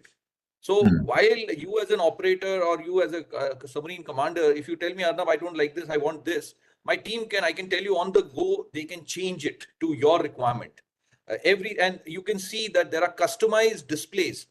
Whether as a commander on the submarine, you have a specific requirement, but somebody at the war room will have a different requirement. And even like when you are as a submarine, when you dive, you will not have access to AIS data. So our team has also worked on certain predictive algorithm that using AI based on the data that we have, we can, it will not be a complete zero kind of a situation. Right. You will get something, and there may be obviously differences. So we can customize it to any requirement. And identifying ships. So there are so many applications. I mean, we sit here. That's true. When Sridhar mentioned about lighthouse, he may require something else, but and everything can be customized, and kind of we can take it forward. So I think we'll stop here. Otherwise, we can discuss. So Thank you, sir. thank you, Arnab. Thank you very much. So we'll request. Yeah, there is a hand going up. Rupak sir, I think you can come next, sir. Yeah, good afternoon, everyone. Okay, I'll just take 2 minutes. I'm from NirDhwani Technologies, Commander Berry, and we are working on some IDEX project with the Indian Navy on underwater noise cancellation. So in the last 2 years, I've been interacting a lot with the naval agencies on this issue, and of course, we are trying to improve performance of hull-mounted sonars. But but we have been dealing with noise, noise. I just had 1 or 2 questions. One is that the the sensors for collecting the noise, na. So you have, exclusive sensors for collecting the noise. I believe the Indian Navy, generally does, the noise. They for the Indian Navy ships, they go to the underwater ranges and, there they collect the noise signature. The other thing is about the engine noise. That I mean, the submarines have that. Not all of them, but many of them now have got that submarine noise monitoring system, which gives the specific, the noise level at different points. So, but that is, like for merchant ships and all, do they have any tools to monitor the engine noise and then communicate the data? And the other thing which I wanted to share is that when we were, doing our work, so we needed some data, about the, different, the noise produced by the ship's machinery. So we went to the US Navy postgraduate school site, and we found a lot of data was available. They have declassified the data of the Second World War, which was recorded by the ships and submarines, and they have put up that data. It is available to everyone. So actually, we were even the Indian Navy was not able to give us the kind of data that we got from the US Navy postgraduate school site. So whereas Indian Navy was giving us data from simulators, the US Navy postgraduate school site provided real-time, situations, operational scenarios of the underwater, data they had collected, which was very helpful in, analyzing realistic data actually. So I got in touch with few of my friends and all, that can we also, like, can we have a philosophy of, making the data available, because without that it is difficult to do R&D. You need a data in open source. You may of course at times buy some exclusive data, but generally, I think, and the other thing is in the Navy that Indian Navy itself doesn't have a nodal agency for underwater issues. So since it's very important for the Indian Navy, like we have scattered in DSR, we deal with DSR, DWE and VESI and, NSTL, NPUL. I mean, there are so many things happening, but we don't, there is no central agency to monitor, like supposing, let's say there is a difference of opinion between, let's say, Bell and NSTL or NPOL. So is there a apex body on underwater issues who will resolve, that the matter will go to them and they will give decisions, that how to go ahead. So these are my concerns, which I came across in the last 2 years, and I thought of sharing. Thank you. Just to add to what Rupak is saying, Rupak, hi, how are you? I didn't realize that Yeah, it was you always, guarding always. there. I didn't realize that. Yes, sir. You know, all ships that go to sea and submarines that go to sea are constantly recording the HEs of merchant ships, warships, etc., etc. That's a constant process. And then we all send it to wherever they go for analysis. Now, obviously, warship information will be classified and whatever we picked up. But merchant ship classification need not be classified. It's a merchant ship. It's got a propeller. It's doing 160 RPM. It's doing 18 knots. You can guess it's a 50,000 ton ship or whatever it might be. That's not classified. That's sheer operator's understanding of how a propeller churns in the water. From that, is there any mechanism you've devised or have you spoken to the Navy to say that at least that unclassified bit can be shared with you so that this actual data and not simulated data can actually be fed into your tools to see the effectiveness of being just able to distinguish signal noise ratios, etc. Can that is that any or is that a next step and you will perhaps do it at a later date, or you have anything like this? So Is because actually, this is actual authentic raw data recorded on a sonar. So actually, to share with you, sir, that people don't have much of time for R&D activities. Everybody is in a hurry to put down the phone when you talk to them. It's so difficult to find people. So only personal, relations really work. And but the personal relations sometimes encroach on the official, this thing, making it slightly, unpleasant. Actually, I mean, I would just reserve my comments. So I think, sir, we need to be more informal about Mm. informal about talking to each other, and it's with enthusiasm which we need to exchange information quickly, and everything. I'll answer your point, sir. Sir, Berry sir, you have raised some very important points, and I want to just give you a background because I was working for the nuclear submarine classifier when I was doing my PhD from 2002 to 2007, and again, data is an issue, and even that time I was a serving naval officer, but I was posted in IIT Delhi, so we were not given the data that we desired. So what the only option was to generate the data and then perceptually get it validated. So we generated a synthetic data. So that's my background of understanding. And today there are Right. certain algorithms using which, and that's what my team is also doing that. And so we have generated synthetic. And so other point is, Commodore Ajay Singh sir, you'll also realize that if you have to cover the entire Indian Ocean, how many sensors can you put and how much data can you collect? And Yeah, they of will course. never be able to get you the only approach, as I had also talked about in my presentation, is the modeling and simulation. And the data needs to be used to validate the model rather than, I mean, the shallow water acoustic measurement. Otherwise, you can never get the larger picture. So there are techniques today which we are using. But what you said about the US Navy, so that data, but that is not relevant to us. Every ship has a very unique signature. So when Yeah. you are working on a very specific classification thing, you have to have. So for me, it took me a year to generate the synthetic data. And that time you can imagine 2004-5, what kind of computational capability we had. So it took me a lot of effort. Then we also went to NotPack and ASW score Okay. to validate the perceptually what the sound we have generated, and we found almost 90-95% a match. Then the second stage was the actual field validation. We went to underwater ranges Goa and validated that. I mean, obviously Navy will always be concerned about the data security. So what we said that these computers, we'll put it here, we will never take this computer out even after the project. They remain with you, and we went there, validated the thing, came back with just the understanding of where our algorithms have kind of deviated, and then go back and fine tune them on the ground. And from almost 70% classification to we reached about 92% classification. So using the underwater ranges data. So that's a very important organization. I mean, Navy has, and other thing that you said, Commodore Ajay Singh sir, you said about the data that ships and submarines collect, it goes to NotPack, and NotPack is supposed to have the data. I don't want to comment where the data goes or what is the thing, because I'm no more in the Navy. So, but there is a system in place. How effective the system is, I think we'll have to discuss with the Navy. So Okay. I think I will stop at that on this issue. So we'll request, we have from NCCR, we have Dhanalakshmi. Ma'am, please, you have some comments.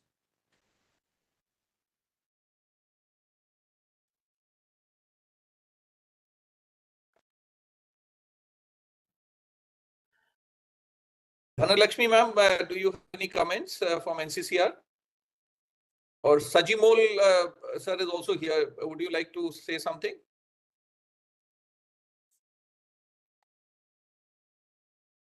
Okay, I think if not, then we'll move to our next Sishish sir. He's not. He's logged out. Okay, so I think if there are no questions, we'll go to the concluding remarks. Ambassador Mudgal sir, over to you, sir.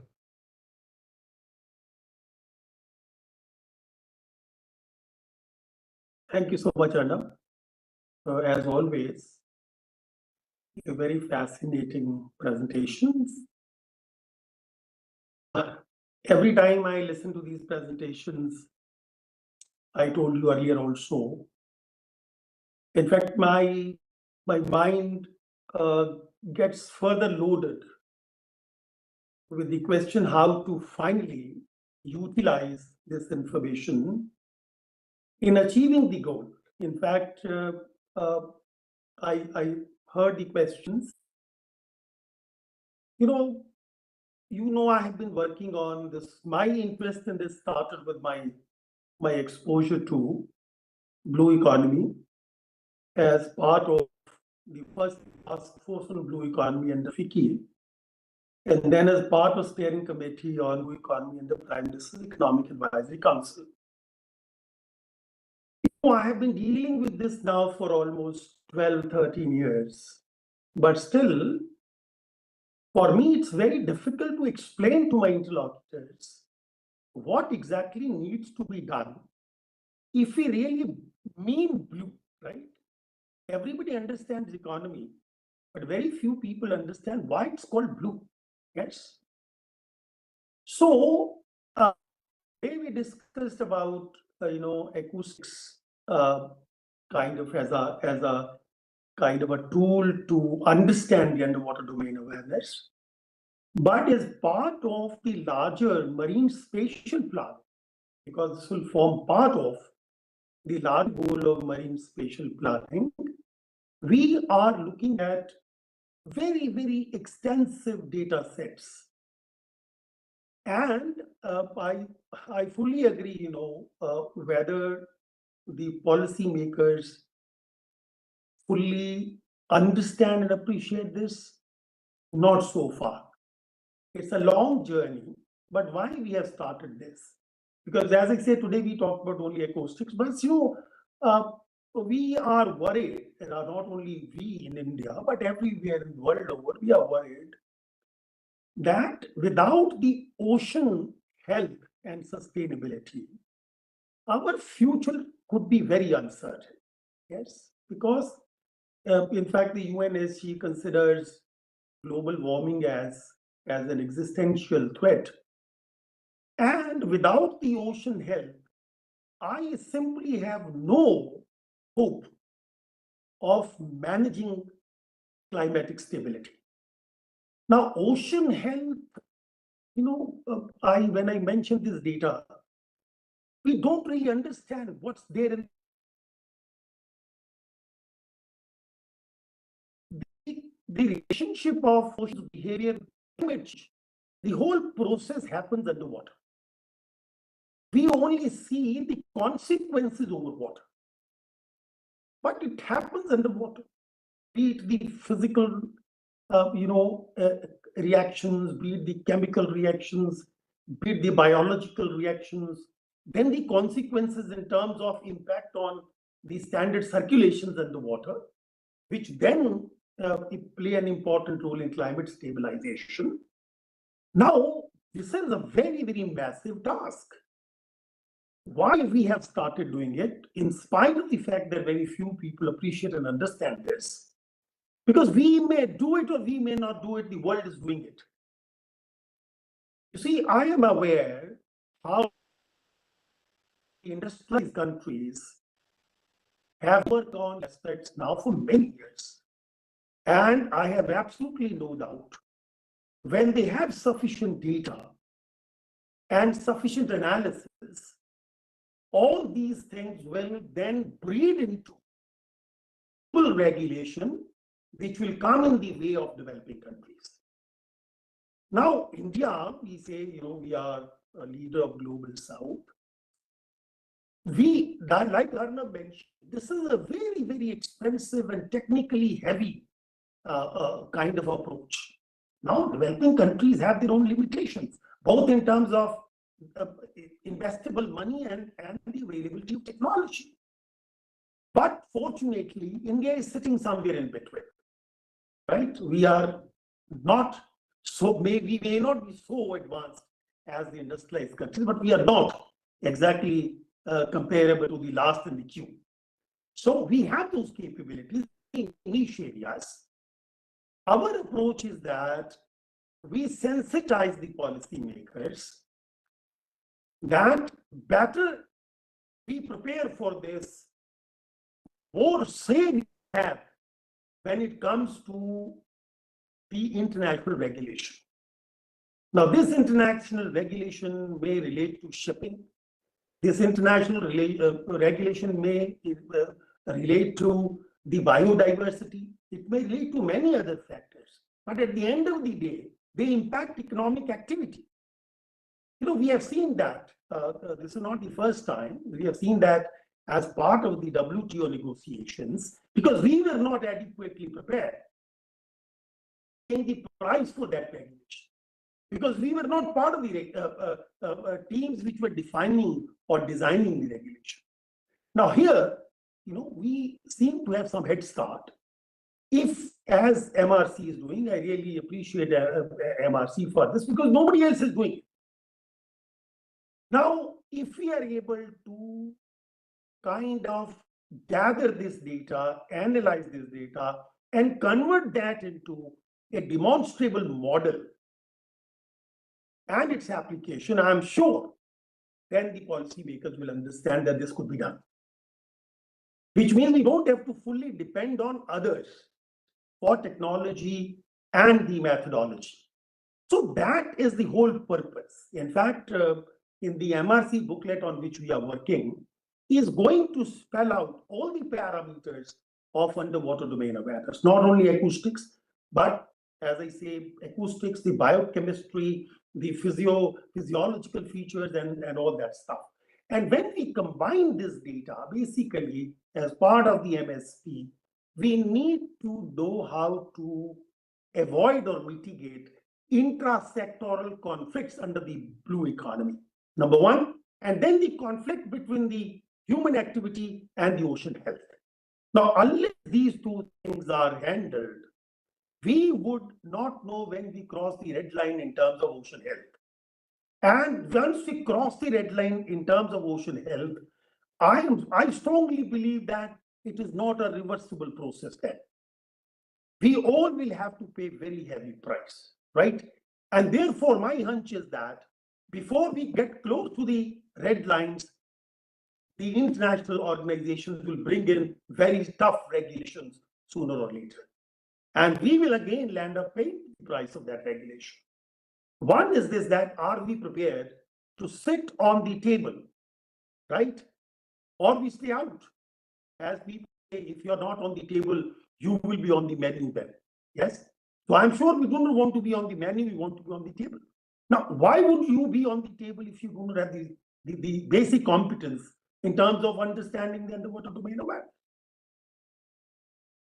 So what they are doing, it may appear, and right now, it may appear too technical, and as a result, beyond the understanding of ordinary people. But I'm sure sooner or later, we would understand that this is important. Working on what is called the way forward in terms of model policies, in terms of ending these conflicts.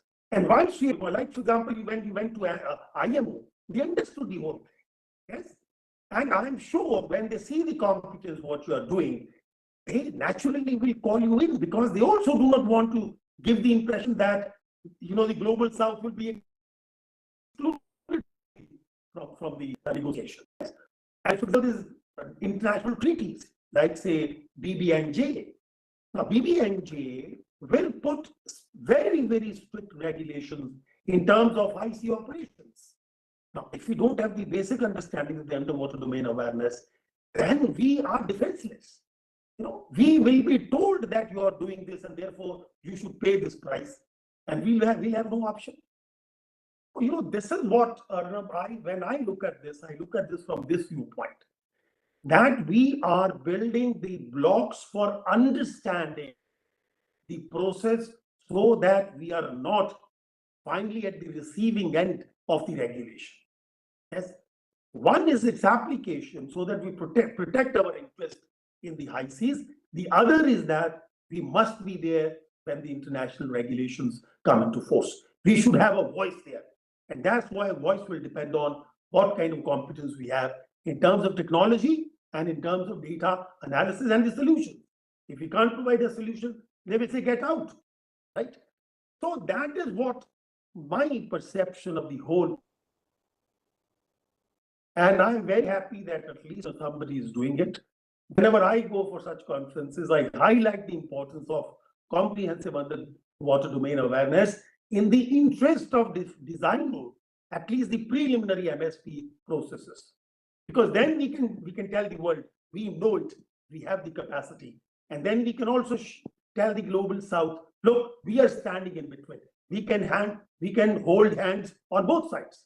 On one hand, we can hold hand with the advanced countries. On the other, we can hold hand with the developing countries. So I was not surprised, for example, why underwater domain awareness was included when Prime Minister met President Trump in the joint statement. You see, there is a reference to joint research and co-production for underwater domain awareness technology, because this is going to be the key. There is no way you can mitigate climate change without understanding the underwater domain awareness in its comprehensive form. So with this, I will stop, unless there is a question from any of those who are in attendance. That is what I want to say, Arnab. Thank you so much, sir. I'm sorry I again failed to introduce Ambassador Mudgal, sir. Sir was, this is 10 years of a decade of Sagar Vision declaration by the Honorable Prime Minister. And Sir was in the thick of it. He was India's ambassador to Mauritius when Prime Minister went and announced the Sagar Vision. So he was also part of the team which formulated the whole Sagar Vision. So he has an in-depth understanding of this. And Sir mentioned that he was also part of the Prime Minister's committee, economic committee. He was representing the blue economy aspect. And for us at MRC, Sir has been a mentor for a long time. And very importantly, Sir is leading our effort on coming out with the MSP handbook. Catherine Shlok and of course Sridhar and the team is also involved. But Sir has been extremely kind, and we definitely feel that this will be in the series of handbooks on MSP that has come up, and we want to assure, and Sir has also mentioned that this is the other handbooks that have come on MSP are largely talking at a very high level, and the work that we are trying to do is going to connect that high level to the ground. So that comment, sir, we take it very seriously, and we are going to work very hard to make it happen. This is, as you said, sir, it's a journey, and I want to assure Commodore AJ Singh, sir, that, sir, we have 6 researchers working very seriously, and these are all coming from very, very top, IIT Bombay and IIT Delhi. They've been with us for almost 3-4 years now. And one is working on climate change. Slok is working on coastal management. So the digital tools for shrimp farming and various fish finding, all that is being led by him. Then we have Romit, who's now IIT Delhi BTech, and now he's doing his PhD working on sediment management. So that's a very important area. And navigability is such a big issue, but there are so many other aspects which are important. So again, there will be an MSP there also. Because representing it in the digital form is so much more important. Then Catherine is herself driving the blue economy. And then we have Pradnya working on acoustic fingerprinting, sir. So that's also something we are looking at. So I think I'll give moment to Sridhar, and we have Shishir Sirotra, so Commodore Shishir Sirotra, so from RIS. Sridhar, quick comments from you, and then we go to Commodore Shishir Sirotra. Right, sir. I just wanted to again thank everyone for your amazing comments on this, and I wanted to appreciate the efforts of the engineering team specifically, who has done work on this, starting from Jay, Shreya, Ayush, Shubham, and Angela. Usually it takes around 30 engineers to work on this, but these people have poured their heart and soul into it to start this initiative and worked continuously and tirelessly. So just wanted to appreciate their effort into this and acknowledge the same. Thank you. Thank you, Sridhar. Shirotra, sir, over to you, sir. Much for such a wonderful session. I hope you're able to hear me. Yeah. So I just wanted to, make a point that marine special planning MSP is a very important aspect of, growth sector of our country, and use cases are the key to be developed in this, field. You are already doing some tools. So I would like to highlight the power of, diverse applications in this area, and particularly, in the areas of port planning, inland waterways, blue economy, renewable energy, sedimentation profiling, and so on and so forth. So, you have to develop these use cases and application of this technology in these areas specifically, where it can help us, for instance, for port planning. Huge scope is there. We have more than 200 non-major ports in India, as you are aware, and out of that, 65 of these non-major ports already handle cargo, and already we are in the process of expanding these ports, and MSP can be a very very handy tool in identifying suitable locations of expansion, considering factors like water depth, navigational channels, proximity to transportation networks, and environmental sensitivities, etc., etc. Also, the use of MSP tools or MSP to resolve conflicts, normally, which it will allow the different uses of the same infrastructure, just as for fishing, recreation, conservation, and shipping, etc.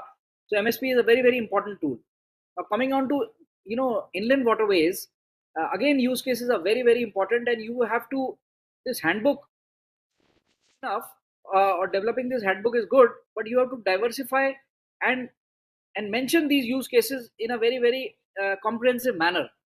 So for inland waterways, it's a very very important growth sector for us, and navigation planning to optimize navigation routes. Also with respect to inland waterway management of transportation, and also with respect to uh, flood mitigation, drought management, sedimentation profiling, and so on and so forth. Fisheries, I will not speak. A lot has been spoken, and sustainable development of marine resources, promotion of innovation, and in this area of fisheries is very important. Renewable energy, another very untapped resource, both for offshore wind and wave energy, and there again, grid connection planning,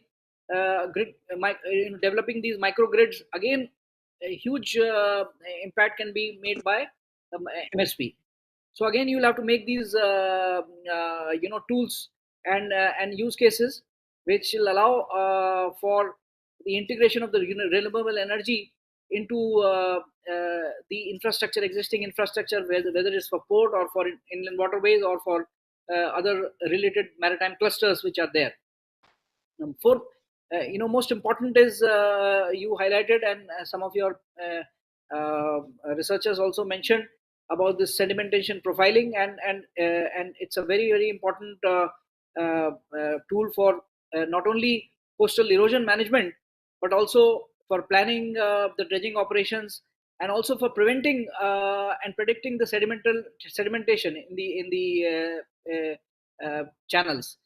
So what I would request is that you, along with, we can give you a little bit of support. You can develop not only these models, you've already developed some models.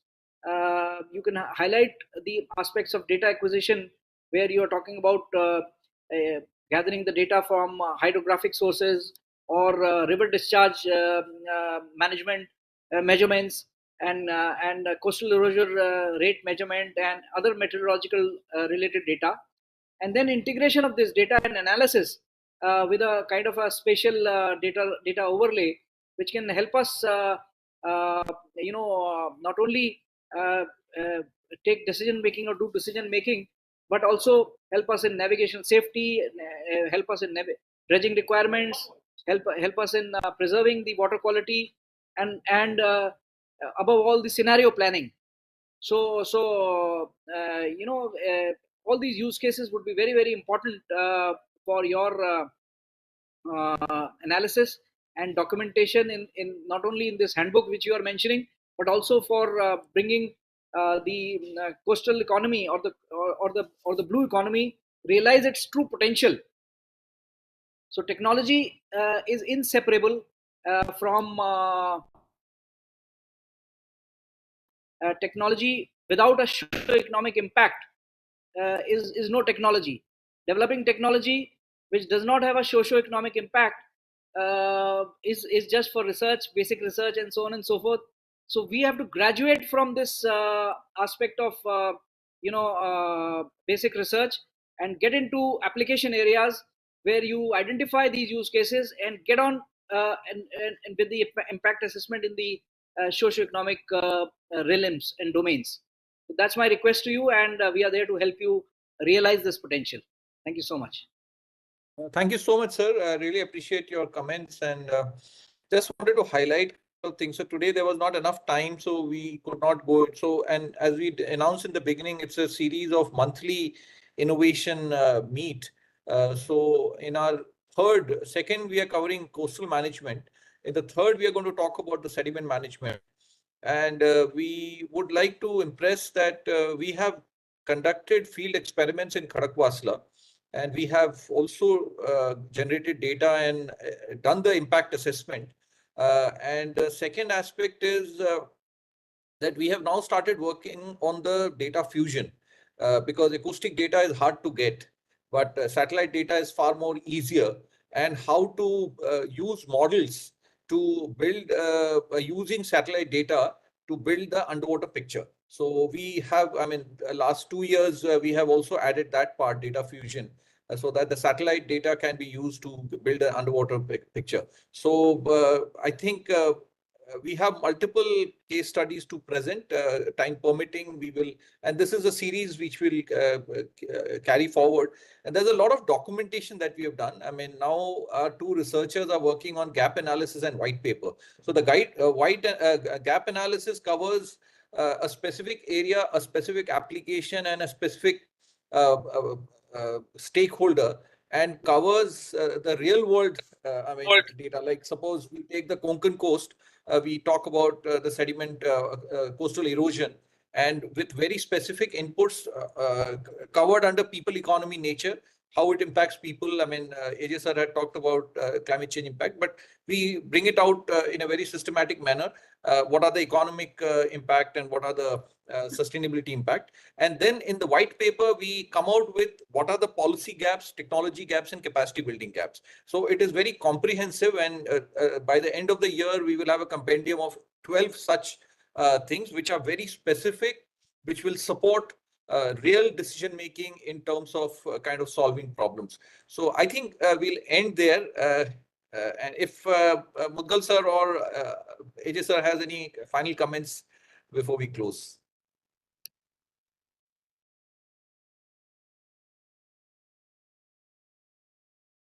Anand sir, you're muted, so. No, I think yes, sir. I'll just take 30 seconds from what Dr. Shrotriya highlighted about these issues. I think the most important is that most of these are aligned with our Sagarmala program, port-led development, whether it was developing a non-major ports, new ports, navigable channels, inland waterways where sedimentation, depths, etc. very important. How the currents flow, how the river flows, etc. So I'm just thinking aloud. Isn't there a possibility that MRC with this pioneering work gets incorporated into the Sagarmala program from a point of view of highlighting some of these areas? Because that will give you not only, firstly, it will give you specific areas to work on which are of interest, and secondly, I think it will give you some sort of government financial support, because it will be part of a institutionalized program which is well funded. We all know Sagarmala is a well funded program. It's a program which is moving on track. It's moving towards a very distinct sort of goal at the end of it, of making India maritime power by 2035, whatever timeline is given in that. So is that a possibility? I don't know. I'm just thinking aloud, rather than saying first you do something, then we'll look at incorporating you. Rather say that, look, we're incorporating you, now you deliver the results on the following areas where you've been doing research, that sort of thing. Absolutely, sir. That's a good possibility. That's why I requested him to focus on the use cases and how these use cases can make a economic impact. Economic is very, very important. We always think that disaster management, preparedness, and having resilience, and preserving and conservation, etc., are important. They are important, but they go hand in hand with economic development. And our main aim of our Sagarmala or any such program, Ambassador Sir would also agree, that is to develop these aspects of blue economy, which is untapped potential. India is a maritime superpower, not only because of its geographical position and the size of the coastline and the economic zone, EEZ, etc. But we are a maritime superpower because of the population which also lives there. And in the past, this population has been in the prime focus for shipbuilding. We were in the ancient past, we were a maritime superpower in the times of Mauryas, Cholas. Built ships. They operated these channels, and we had a vast, very, very fully developed maritime economy. So with the advent of technology, now we have to regain that supremacy. And economic aspect of use of technology is very key to this initiative. And we do it in a very frugal way. So as Ambassador Sir was mentioning, we can be a path breaking or a leader in the global south to carry these technologies to the global south also. And just like Incois does these advisories, so we can create a digital ocean, and this digital ocean can be shared resource for the global south, for the Indian Ocean countries who rely on us. And Prime Minister's initiative of Sagar is very important. It does not only talk about security and collaboration at that end. It talks about growth for all. So growth only comes with economic growth, and there I would like NirDhwani and Dr. Arnab Das team to focus and develop these use cases. Sagarmala, we are, and IWI and the other divisions of Ministry of Ports, Shipping and Waterways, they are always there to promote these technologies, and we can give them pilot implementations. We can find other resources, not only the government resources, but we can find other resources like the Reliance Foundation, the Swaminathan Foundation, who work in these areas of coastal community development. We can also find other means of finance for them. But the idea is to create these use cases. That's my request. Thank you. Thank you, sir. I just want to quickly, before I request Mudgal sir to give the final remarks, Dr. Shirota sir, Commodore Sashi Shirota sir is the head of Center for Maritime Economy and Connectivity. This is a very unique initiative under RIS, which is a think tank of the MEA. But this center is also working for the Ministry of Shipping. So it's a very, very unique center which is there, and you can definitely make out from his deliberations, what he represents. Thank you so much, sir. And now, Anup sir, over to you. Many speakers mentioned about Sagar. When we were kind of thinking on those lines, it was a massive kind of a burden on our shoulders how to balance economy, security, and sustainability. Now, security on the high seas is better understood because dealing with it for many, many years now. Yes. Economy, we better understand because we have been dealing with those aspects for many, many years. Ever since the human civilization, we have been harnessing for economic benefits. It is the sustainability aspect, which is a new boy on the block, as we call it, and is much more complicated, both compared to economy or the security. Because I fully understand that if there is no economic benefit, then we won't be able to mainstream this work. People won't support it. I totally agree with that. But when we look at the ocean health, if it deteriorates, has the capacity of disrupting everything. In fact, it will disrupt the economy, it will disrupt the security, it will disrupt the regulation. In fact, it will disrupt the social part of our society. Now, can we ignore? This is the pivot. In fact, without this, neither the economy will sustain, nor the security will sustain. Yes. So therefore, in fact, I am very happy that at least somebody is pushing this idea of underwater domain awareness. Because without that, the sustainability aspect will be beyond us. Because we won't understand what's leading to what. The what is called the causes of things. We'll probably suffer the things without knowing what are the causes of things. So underwater domain awareness will help us understand those causes. And once we understand the causes, I'm sure the impact can also be resolved. So therefore, India is in a unique position because I have been all over the world. You see, the advanced economies have been working on this for much longer than what we think. As a result, they already have a lot of data analysis and also thinking towards how to bring that into regulation. Because they know that if the ocean health deteriorates, everybody will suffer. It will not be localized. Now, if everybody will suffer, I am sure they would not let others do things which may result in that suffering for everyone, which means through what? Global regulation. Now, if that global regulation is not fair to us, then we will end up losing. As I said, in the earlier global regulation, we have been at the losing end because we didn't have the capacity to negotiate. And in this, we want to have capacity to negotiate because this is at least today our situation is much different.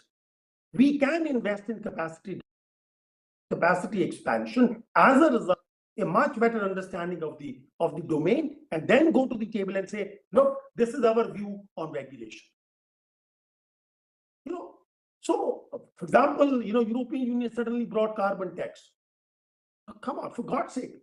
We will be losers in this whole process. There may be more regulation. Yeah. They have the pollution regulation. They won't allow your ships to dock at their ports. What will you do? So finally, we will be in a trap where we would neither understand nor will have a say in the regulatory framework. Right. So therefore, my submission is that we, as I say, we absolutely understand the economy and the security part. There, our understanding is much, much better. But the sustainability aspect, we don't understand. Nobody understands, in fact. More than invest a lot of the sustainability of the ocean behavior, ocean life. So therefore, I appreciate everyone for having paid attention to this important aspect of underwater domain awareness, because that's the only path forward. Otherwise, we will be recipient of technology. We will be recipients of the methodology and the approaches, as we have done all our life. You know? So this is the time when we can be generators of technology. We can be generators of a regulatory framework rather than the recipients. So if we can do it, let's do it. Yes. So this is going to be, we are used to saying, you know, knowledge economy and knowledge everything. But when it comes to underwater domain awareness, I think no other sector will compare with this in terms of its knowledge intensity. It's heavily knowledge dependent, but somebody has to do it. Yes. So Arnav, with these words, I thank you very much, because you know you are really doing pioneering work in this. It's going to be easy, I can tell you. I've been saying it always, but at least somebody has to show that we are doing it. And there is recognition. You went to European Union, you went to IMO, you are in touch with the American institutions, and they appreciate what you're doing. No? So because they want to co-opt you in this knowledge building process. Yes. So let's not really kind of look us away from this important aspect. Concentrate on this. Of course, once we do it, we will benefit economically. We will benefit from the security viewpoint. But the pivot, in my view, is sustainability today. Thank you. Thank you so much, sir. Thank you, team. I really appreciate Commodore AJ Singh, sir, Commodore Shishir Shirotra, sir, and all other participants who have joined us, and the team for putting up this together. And I also request all of you to join us for our next webinar on the 19th of March with NISA, Department of Defense. So kindly, we will definitely be circulating all the invites. Thank you all. Thank you so much. Mudgal sir, thank you very much. Thank you. Thanks, sir. Arnav, it was a pleasure being part of your discussion today. Very, very illuminating. Thank you. Thank you so much, sir. Thank you. Thank you. Thank you, Sridhar. Well done. Jay, very well done. And obviously the team, all of you. Catherine, thank you for putting it all together. Thank you. Thank you.